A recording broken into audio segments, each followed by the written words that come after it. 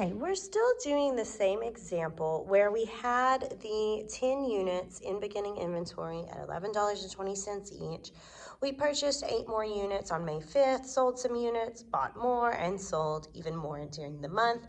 And we are going to look now at weighted average. So even though we know exactly which blocks were sold and exactly which blocks are still in inventory. Under this method, we're making some assumptions. And weighted average is the most mathematical of the methods for determining our cost flow. Here, what we're going to do is we're going to calculate the total cost of goods available for sale. So this abbreviation is cost of goods available for sale. That's our total dollar amount, and we're going to divide by the number of units available for sale. Going back to our chart, we knew that we began with $112 worth of inventory. That was 10 units, and we bought $232.25 worth of inventory. That was 17 units. So our cost of goods available for sale is $344.25 for 27 units. So I'm taking the $344.25, I'm dividing by the 27 units to get $12.75 per unit. That is my weighted average cost per unit is $12.75. And everything I do from this point hinges on the assumption that every single unit is just the average. Every unit now becomes $12.75. So now that I'm looking at this, I wish I had bought a bunch of gray blocks, but basically in this method, every block you loses its original identity or its original cost, and they all become $12.75. So you can see here every single block, no matter the color or when we bought it, is now just the weighted average of $12.75.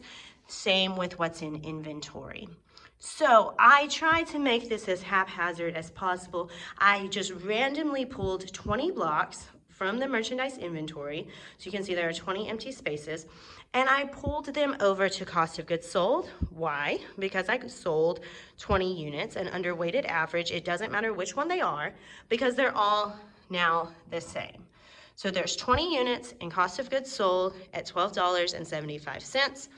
And there are 7 units remaining in inventory at $12.75.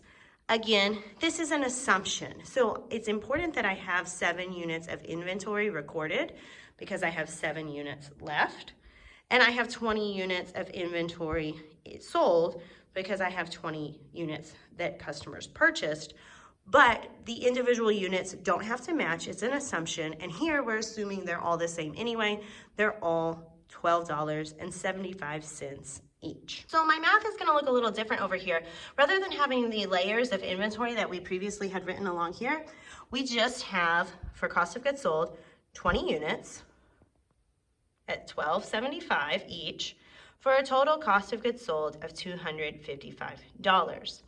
In ending inventory, again, there's no layers to worry about or colors in this case. We just have 7 units at the weighted average cost of $12.75 for ending inventory at $89.25. So we got to check our math.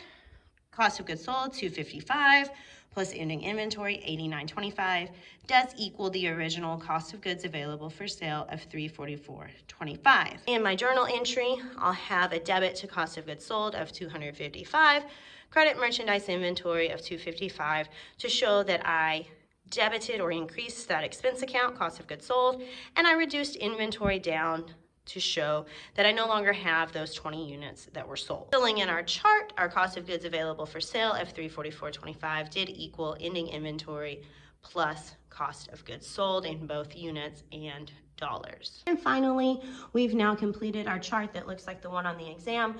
We have input the ending inventory under weighted average, which was $89.25, and the cost of goods sold of $255. Again, this chart right here is what your exam will ask of you. So you won't have a chance to show any work on the exam. You'll just be asked for these ending amounts. So in your homework, there are tables to kind of walk you through this. On the exam, it's just asking for these ending amounts. So if you're relying on those tables to kind of guide you through it, you need to head on over to the additional practice and have a chance to work a problem that looks like this to make sure you can do it. Now on your exam, you are allowed scratch paper, okay? Because this would be very hard to do all in your head. So you can work it out on your scratch paper, but you won't have the table like there is in the homework to help walk you through it.